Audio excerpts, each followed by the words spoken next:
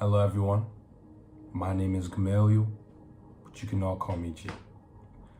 Now I want us to look at Matthew chapter 14, verse 13 to 21 really quickly, because I believe that there is a very important lesson that we can learn from the feeding of the 5,000 that we can also apply to our lives as well. Now, if you're not familiar with the story, this is one of the many miracles that Jesus had done. This all started when Jesus was talking to a huge crowd of people. And the thing is, if we look at verse 16, it says, "They do not need to go away. You give them something to eat." Now, as we said, this is about the feeding of 5,000. Now, it's not saying that there were a total of 5,000. It was saying that there were 5,000 men. And so if we're including women and children, we could say maybe around 10 to 15,000 people in total. So with that, imagine that there are 10 to 15,000 people, and Jesus is saying they do not need to go away. You give them something to eat. Now, I don't know about you, but 10 to 15,000 people is a lot of food. And if we look at the next verse, let's see how much food they have. It says, "We have here only 5 loaves of bread and 2 fish." 5 loaves of bread and 2 fish. I don't even think that's enough to feed 3 people. And you're talking about 10 to 15,000. But if we keep on going, it says in verse 18, Jesus is saying this, "Bring them here to me," he said. And he directed the people to sit down on the grass. Taking the 5 loaves of bread and the 2 fish, and looking up to heaven, he gave thanks and broke the loaves. Now you're saying, okay, it's only 5 loaves of bread and 2 fish. What can Jesus do with that? Now, if we go to the end, look at what happens. It says they all ate and were satisfied, and the disciples picked up 12 baskets full of broken pieces that were left over.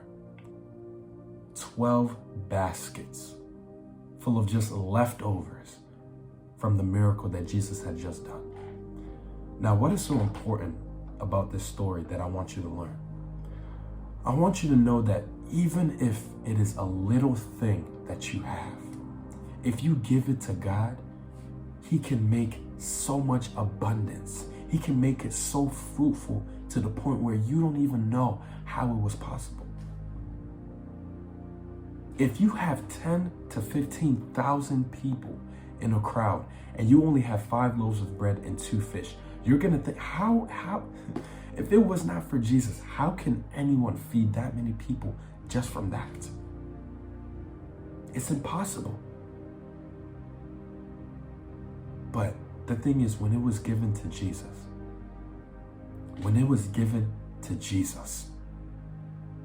he made it fruitful.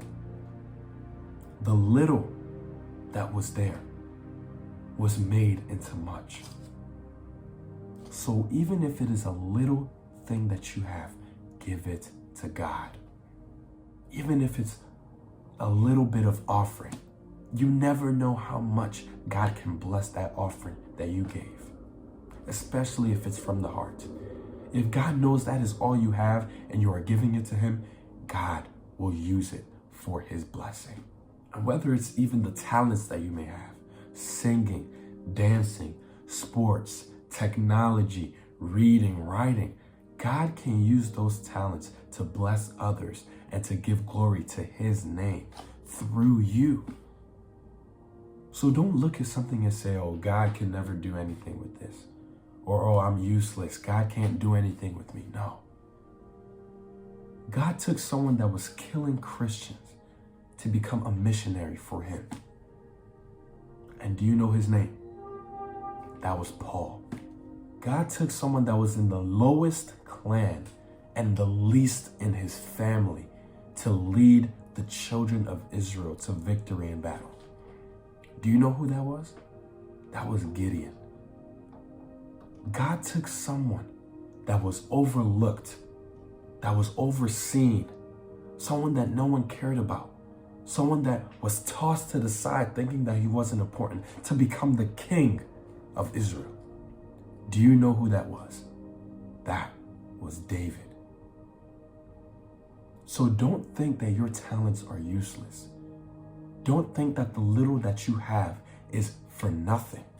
Because if it is given to God, he will make the most of it, more than you can even imagine. And this not only applies to that, it applies to your own life as well. So don't say, oh, I only talked to one person about God today. Hey, that one person could tell another, who tells another, who tells another. And it's just a chain reaction of people telling each other about Christ. And it all started because you took the initiative. So don't look at your results. Look at how God can make an impact on those things. All right? I'll see you in the next video.